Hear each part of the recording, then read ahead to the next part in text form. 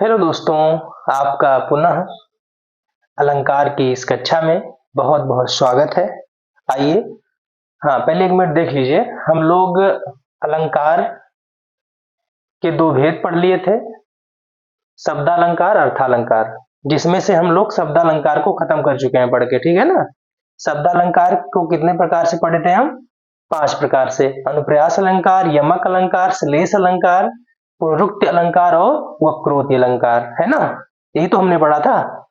तो आप उसको नोट्स भी बना लीजिए और दोहराते रहिए, है ना। क्योंकि जो चीजें आप लिख देते हैं उसको आप कभी नहीं भूलते हैं। ऐसा नहीं है केवल वीडियो में देखे बाकी ऐसे समझ लिए। जब तक आप लिखेंगे नहीं आप भूल जाएंगे। आपको 2-4 दिन, 6 दिन, 1 हफ्ते याद रहेगा, उसके बाद आप भूल जाएंगे। इसीलिए कहा जाता है जो चीजें हम लिख देते हैं उसको हम कभी नहीं भूलते। और उसके बाद जब नोट्स आपका रहेगा तो रिवीजन करने में भी आसानी होगी, ठीक है ना। तो आइए अब हम लोग अर्थालंकार की ओर चलते हैं। वहां शब्द के माध्यम से सुंदरता बढ़ रही थी, तो वहां क्या था? शब्दालंकार। और यहाँ क्या होगा? यहाँ अर्थ के माध्यम से सुंदरता बढ़ेगी, इसलिए इसको अर्थालंकार कहते हैं। देखिए, जहां अर्थ के माध्यम से काव्य की सुंदरता बढ़ाई जाए वहां अर्थालंकार होता है। अर्थालंकार के कितने भेद होते हैं? अर्थालंकार के कुल 8 भेद हम आपको पढ़ाएंगे इस क्लास में, ठीक है ना। उपमा अलंकार, रूपक अलंकार, उत्प्रेक्षा अलंकार, मानवीकरण अलंकार, विभावना अलंकार, अतिशयोक्ति अलंकार, विरोधाभास अलंकार और संदेह अलंकार, ठीक है ना। उपमा आप जानते हैं, जान लीजिए। उपमा अलंकार उप प्लस मा, उप माने समीप, मा माने मापना या बैठना। जहां हम दो लोगों की तुलना, जिससे तुलना ही करेंगे, अगर किसी से भी तुलना करना हो तो तुलना करने के लिए 2 लोगों की आवश्यकता होगी, तबे ना तुलना हो पाएगी।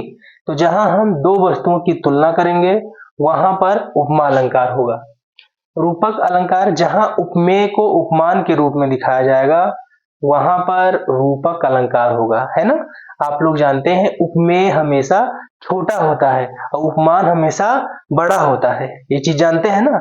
जिसकी तुलना होती है वो उपमेय होता है और जिससे तुलना होती है वो उपमान होता है ना। वो सारी चीजें आपको हम बताएंगे अभी।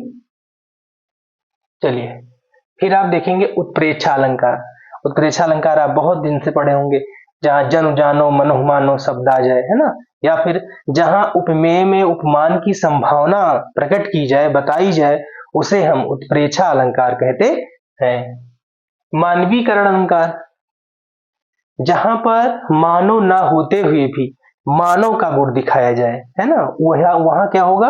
वहां मानवीकरण अलंकार होगा, है ना। जैसे एक उदाहरण बहुत ही प्रसिद्ध है, कहा फूल ने कलियों से देखो ना हंस देना तुम। अब बताइए, बोलना किसका गुण है? मनुष्य का गुण है, लेकिन वहां बोल कौन रहा है? फूल। कहा फूल ने कलियों से, बताइए ये संभव है? फूल बोलेगा? तो वही चीज है, जहां पर मानव ना होते हुए भी किसी भी चीज में मानव का गुण दिखाया जाए वहां मानवीकरण अलंकार होता है, ठीक है।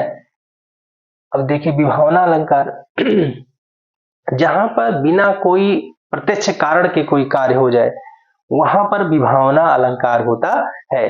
जैसे इसका एक बहुत प्रसिद्ध उदाहरण है, नाच अचानक ही उठे बिन बादल बन मोर, है ना। मोर में बिना बादल के सॉरी बाद ना, एक बार दोबारा देखिए, नाच अचानक ही उठे बन बादल बन मोर, गलत हो गया। नाच अचानक ही उठे बिनु बादल बन मोर। जंगल में क्या होता है?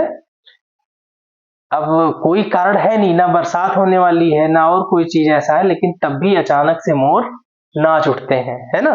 अक्सर आप देखते हैं जब बरसात का मौसम आने वाला होता है, बरसात होने वाली होती है, लगता है कि अभी बारिश होगी कुछ मिनटों में, तो मोर नाचने लगते हैं। या फिर बादल घिर जाता है ना, जब बादल चारों ओर से ऐसा लगता है बरसात होने वाली हो, तो अधिकतर देखते होंगे आसपास मोर नाचते हैं। तो वही कारण है कि ना तो बादल है, कभी क्या कह रहा है, ना तो बादल है ना बरसात होने की कोई संभावना है, तब भी वन में मोर अचानक नाच उठते हैं। तो यही, जहां प्रत्यक्ष कारण ना होते हुए भी कार्य हो उसे हम विभावना अलंकार कहते हैं। चलिए, अतिशयोक्त अलंकार। अतिशयोक्त माने जहां कोई चीज बहुत बढ़ा चढ़ा कर कहा जाए, वही अतिशयोक्त अलंकार होता है। इसका उदाहरण एक बहुत अच्छा है, जब तक राणा की पुतली फिरी नहीं तब तक चेतक मुड़ जाता था। राणा प्रताप के घोड़े का क्या नाम था? चेतक। कहा जाता है चेतक इतना एक्सपर्ट था कि जब तक राणा की ऐसे पुतली नहीं फिरती थी, उससे पहले ही मुड़ जाता था, उससे भी तेज। ये तो बहुत बढ़ा चढ़ा के कहा गया है, इसको हम क्या कहते हैं? अतिशयोक्त अलंकार। ठीक है ना। और तीसरा है विरोधाभास अलंकार, जहां पर प्रत्यक्ष विरोध होते हुए न भी विरोध की भावना बताई जाए, विरोध शब्द विरोध के उदाहरण दिए जाए, विरोध बताया जाए, वहां पर विरोधाभास अलंकार होता है। संदेह अलंकार, जहां हमें संदेह बना रहे, है ना, वहां पर संदेह अलंकार होता है। अभी जब हम चीजों को पढ़ेंगे एक एक करके, तब आपको सारी चीजें जो भी डाउट है सब क्लियर हो जाएंगे। ठीक है ना। तो हम इस क्लास को यहीं पे समाप्त करते हैं। अगली कक्षा में हम उपमा अलंकार को लेकर के आपके सामने आएंगे। तब तक आप लोग जो हम बताए हैं इसको तो पहले आप स्क्रीनशॉट लेकर के नोट कर लीजिए, और सारी चीजें मौखिक रूप से मैंने आपको बताई हैं, उसको एक बार आप वीडियो को दोबारा चालू करके सुन लीजिएगा। उसके बाद जब हम एक एक स्टेप बाय स्टेप पढ़ेंगे उपमा, रूपक, उत्प्रेक्षा, तो आपको ये चीजें ज्यादा समझ में आएंगी। ठीक है ना। तब तक के लिए धन्यवाद। नमस्कार। जय हिंद, जय भारत।